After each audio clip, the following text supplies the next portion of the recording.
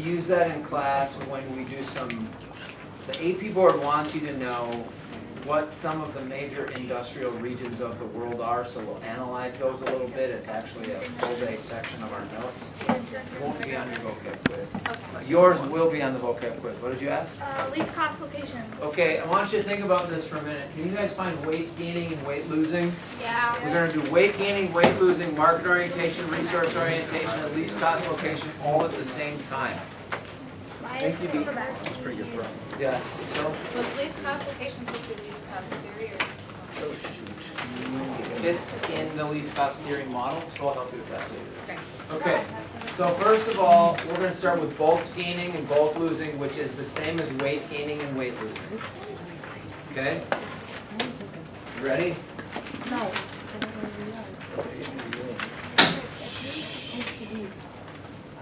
Weight gaining is when during the production process,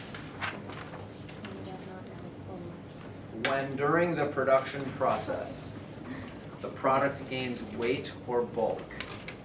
When during the production process, the product gains weight or bulk. Weight losing then is exactly the opposite. When during the production process, the product loses weight or bulk. They're very logical in meaning, but now I want to tell you why they matter.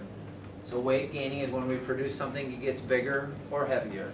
And weight losing is when we produce something, it gets lighter or smaller. Okay? Do you need a moment? Are you okay? Okay, so this ties out into the reality then that we want to produce in the least cost location. And so the least cost location, if you want to define it, is locating your business or industry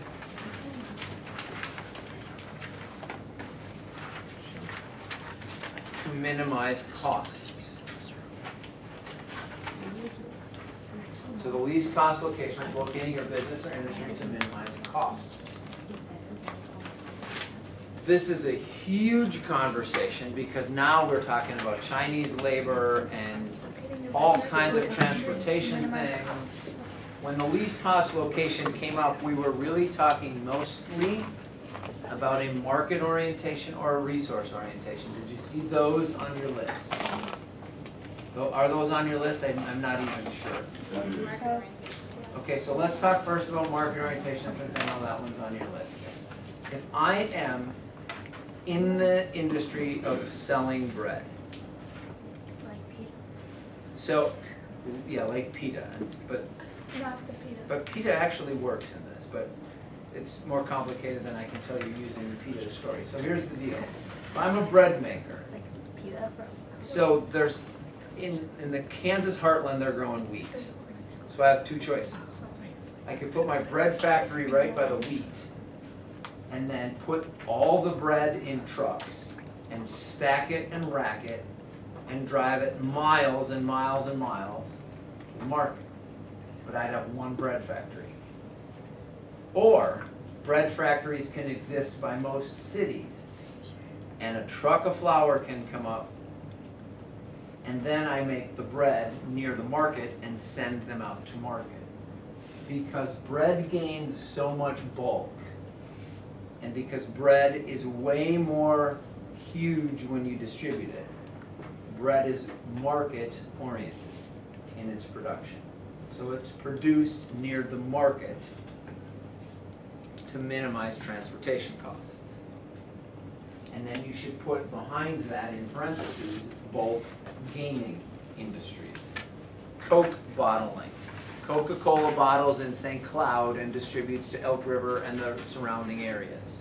Coca-Cola does not bottle by the sugar fields in the Caribbean and then export all of its bottled stuff from there, because sugar transport's easy and we market oriented. So then resource oriented is something that we do with timber. You cut down a bunch of trees, are you going to drive them from the North Woods all the way to Minneapolis where you make them into lumber, or are you going to take the big trees to to a nearby mill, lumber them down to 2x4s, and then transfer them to markets. Does that make sense? So a resource orientation is manufacturing or producing near the resource. And then those would be bulk losing. Make sense? Tia? Would you say that least cost location minimized? Come again? For least cost location, you said it like is locating businesses. Oh, to minimize transportation costs. Can you say the resource orientation? So it's producing goods near the resource. I shouldn't say producing. Manufacturing or processing goods near the resource. And then that would be bulk losing. Do you get how that all connects, all five of those fit kind of in that one conversation? Okay? And we will spend some time on that and map it out, and we'll connect actual least cost location to least cost theory, and we'll build that into a greater understanding when you look specifically at the model in a couple of days. Other vocab that you want me to help you with.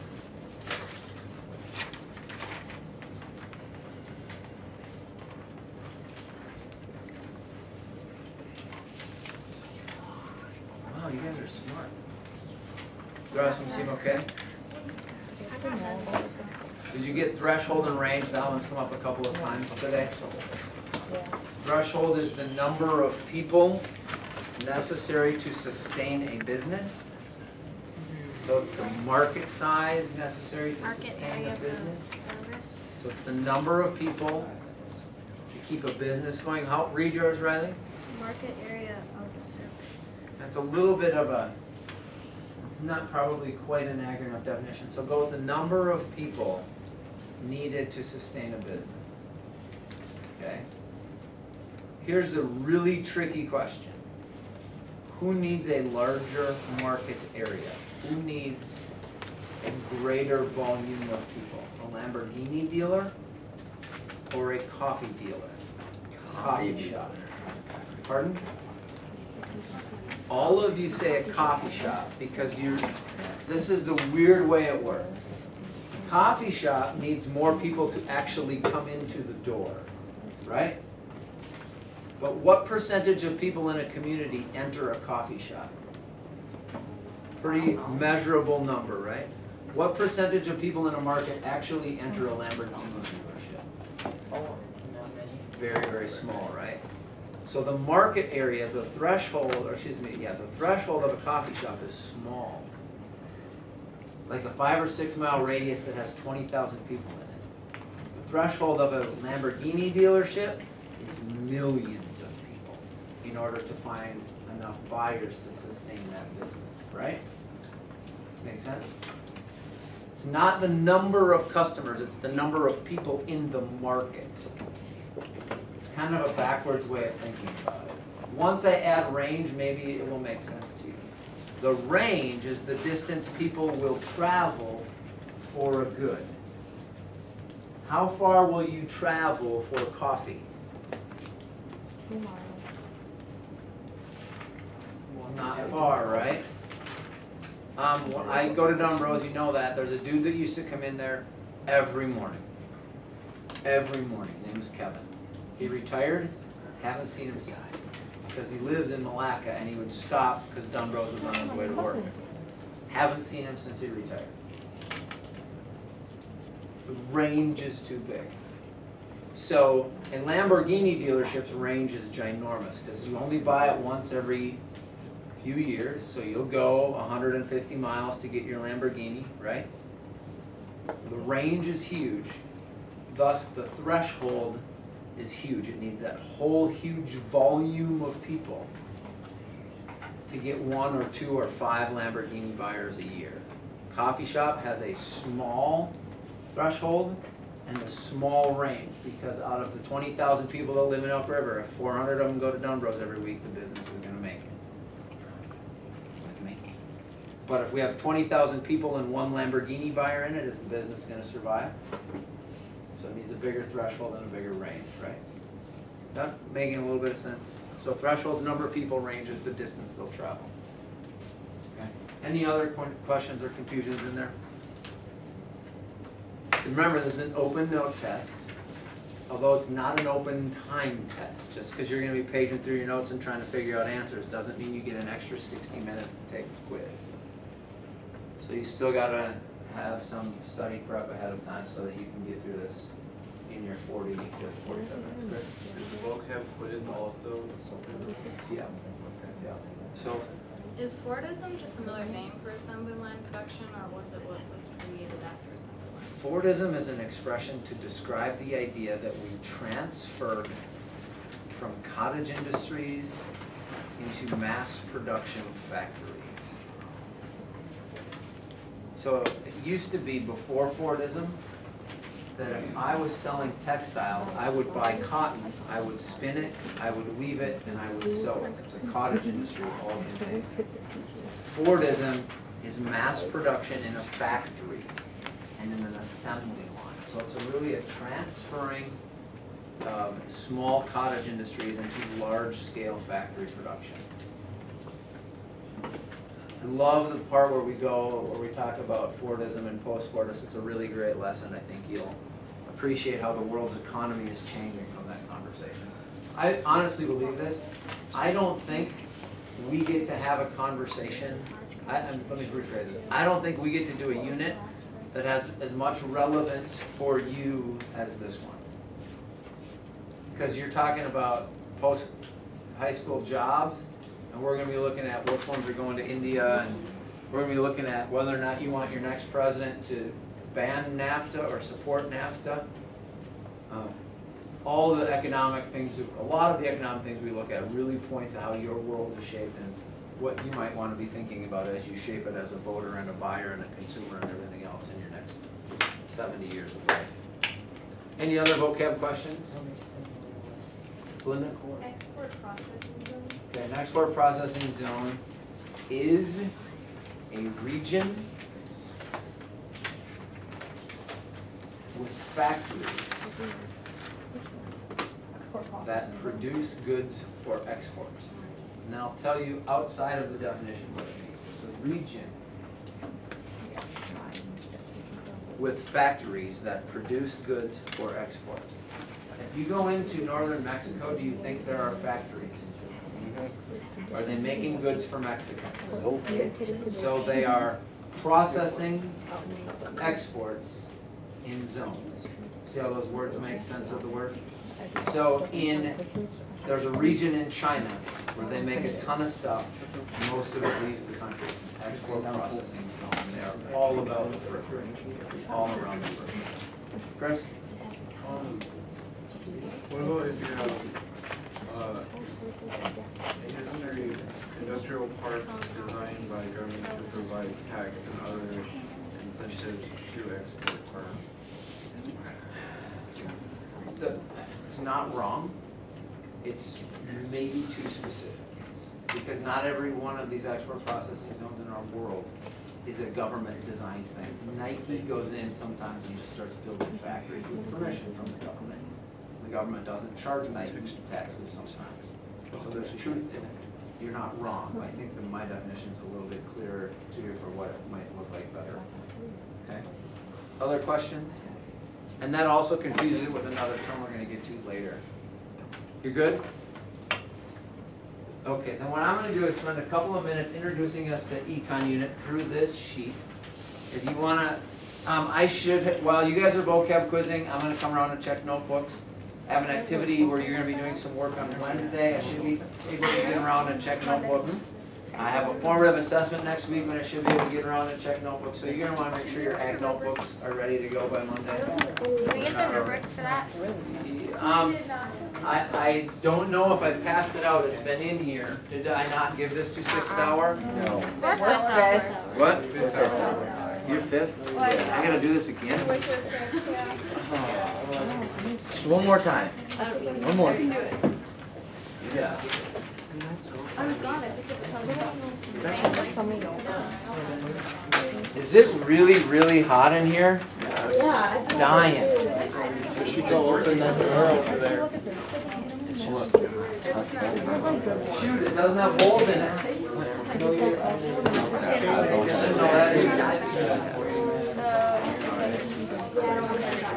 It's either happens or Okay, so.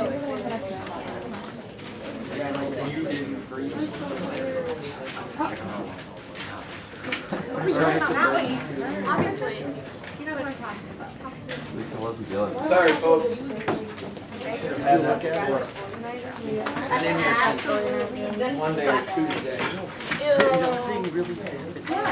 Then what happened? So I heard you went golfing yesterday. Yeah, I did.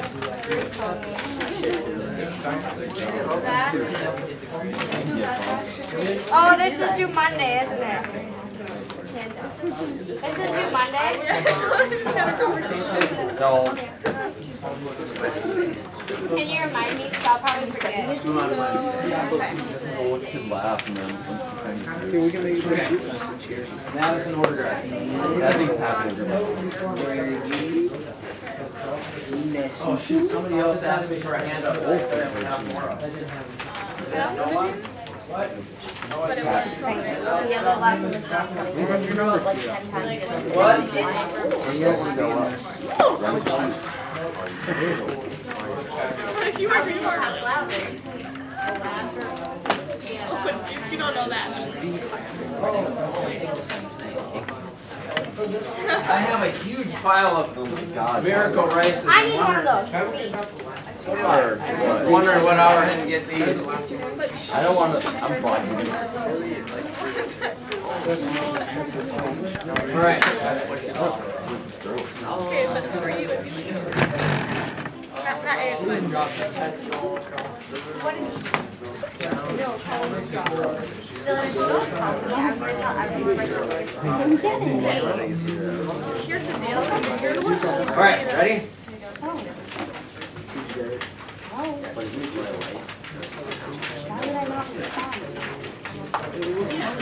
Yes, huh? I wish I had. Yeah, I hope you like it. All right. See, just. Here's the deal with these 5 things. I encourage you to have a pen or a pencil ready. This isn't going to sound a lot different than what we did last unit, so we can probably do this in 5-8 minutes. But find it. Have a handout from last unit that looks like this. So here we go.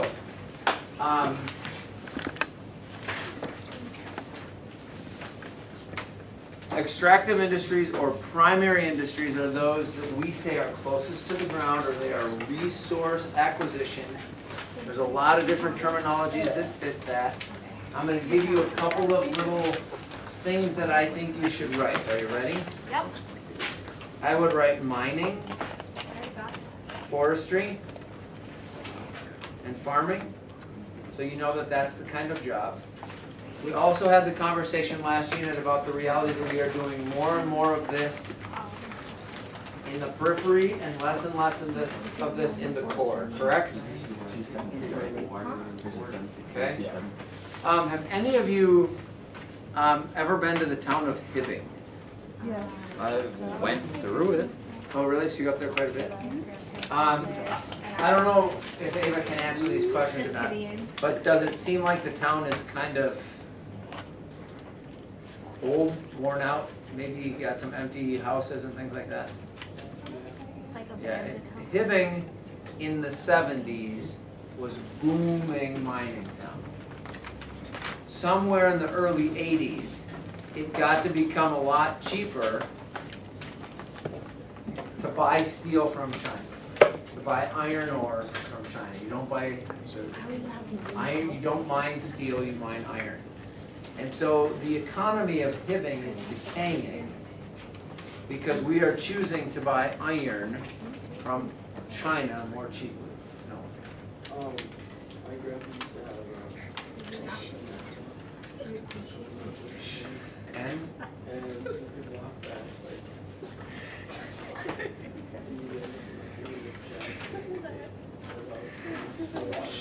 can't hear. it was like 100-some feet.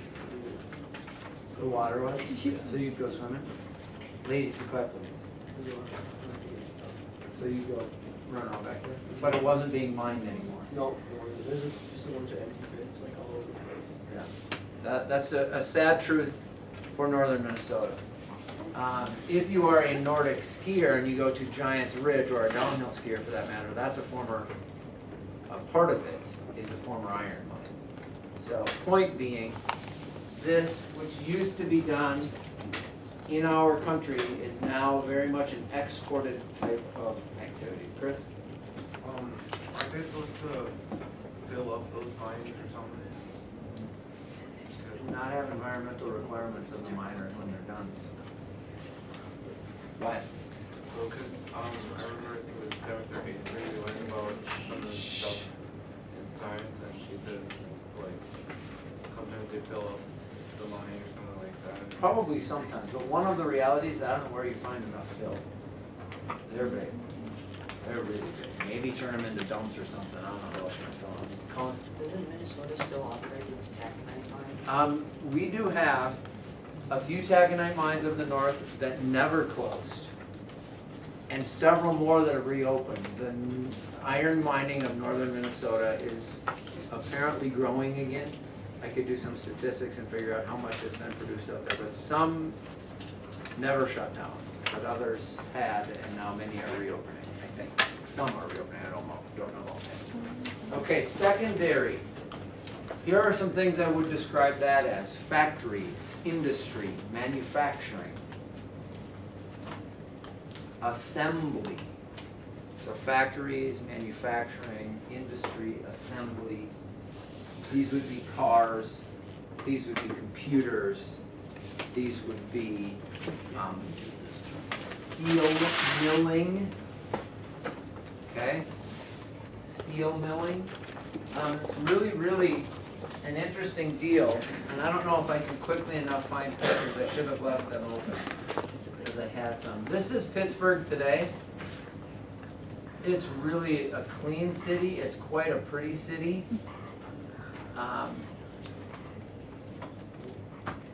It is pretty cool, isn't it? Okay. If we go to Pittsburgh,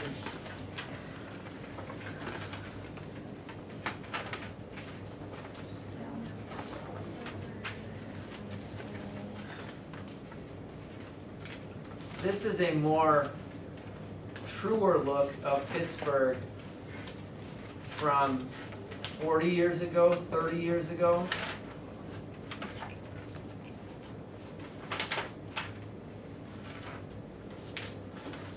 These don't exist. This does not exist along the river anymore.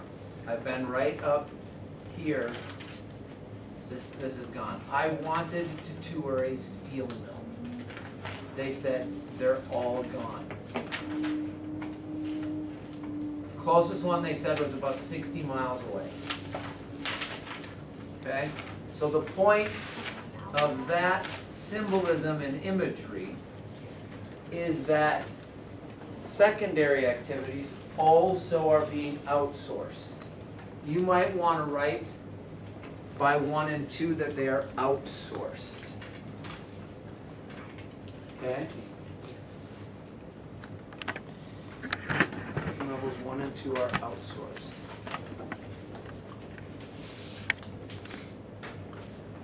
Tertiary is the interesting one. Tertiary and quaternary are often called service industries. Okay, they're both called service industries.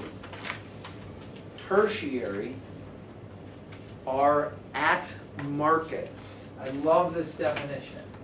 Connecting producers to consumers. The person who says, would you like fries with that? Would you like this in 20s? The person that says, let me check your blood pressure. You got an A on the test. Folks that are basically here in these personal interaction encounters. Chris? Do government service people count? We do. So technically you're not a consumer, but technically I still am a service provider. But you won't have to know that on the test. They won't ask you, is a nurse a level 2 or a level 4? They won't get into that. More importantly, we want to know where these types of activities occur and why. mostly, I think, in this one and in these two, and I'll help you understand that as we continue playing out this unit. Yes, so. Well, secondary periphery countries. Secondary really happens everywhere, but more and more of it is being exported to periphery countries. Because you know we still make cars in America, right? Right, true?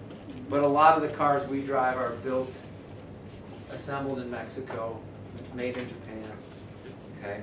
So a lot of it is still, some of it is still here, but a lot more of it we outsource. Okay, and that will keep coming up. That has a lot of different places that we visit about that, so. So tertiary are in the markets, so they're not really outsourced yet. It's not something, you can't get fries from someone in India. You just can't. Thank you. I couldn't today get fries from someone in India. Okay? Quaternary, as we've described, you got it, so quaternary, good, because I don't sit over very well anymore. Quaternary are what we call behind the scenes, paperwork, processors. Okay, so they still do service, but they don't serve the customer. Really, I think a good way of explaining it would be to say that they serve the businesses. So I might have an accountant, I might have someone who is in human resources and figures out who to hire and things like that. I might have an actuary who figures out the odds of you getting in a car accident and place the insurance premiums on you. Or help me figure out how much to charge you for life insurance because of your risk of dying. Do you know that that's how they do that? When you apply for life insurance, they mathematically calculate what your risk of dying is and assure you accordingly to that. Insure you accordingly to that. So if you're overweight, or if you smoke, or if you drink, or like when I did my last health eval, they asked if I had lost weight recently, like if my weight fluctuated, all the way down to those kind of details. And then they do a minimal health workup where they take some blood and things like that. And then someone mathematically says, oh, this person has a 92% chance of living till they're 70, so you don't have to spend much money insuring them till they're 65. That dude is a level 4. Okay?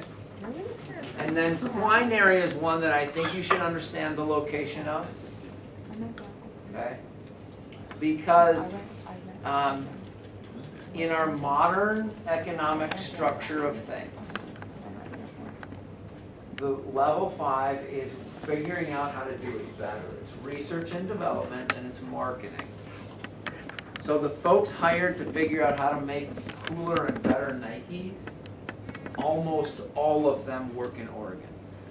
The folks hired to build Nikes, to make them, almost all live in China. The folks hired to market Nikes and make you want to buy them, almost all live in Oregon. The marketers, the research and development. And here's another interesting thing about why Oregon. Do you know the name of the town Nike's headquartered in? No. It's in Beaverton. But here's the interesting question. How many of you are significant NCAA basketball or football fans? I hate football. Which team in the country changes uniforms every game? Because You don't even have to know. You just have to watch the Snapchat Nike's in Oregon. videos, and you know that.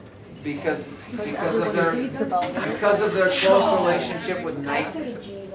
So what happens is the location of a lot of our culinary activities is not just in the core, it's often tied to solvents.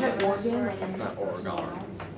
Lots of headquartered businesses in the Northeast where we have Harvard and Yale and MIT and UMass and DC and, okay? Stanford's in the heart of the Silicon Valley. Make sense? Okay, so we do have a couple of things left today, so I'm going to move this on and then stop. These are the kinds of questions, okay? These are the kinds of questions that you need to be able to ask about these. Not what is a secondary activity? Yes, you do have to answer that. But why are secondary activities found more in the periphery today than they were before? Why is quinary still so tied to the core? I could throw in a question, how does transportation affect the global displacement of secondary level jobs? And you would know that because we transport so cheaply, we can produce steel in China and ship it here more cheaply than we can produce it here. Isn't that a sad reality? We can produce goods cheaper in China and move them to our country than we can here. But the cool part of that is we compensate labor, so we have an economy that's diverse and stronger than China's. But, all right, questions? Okay. How am I gonna do this? Carly, you can be done with that?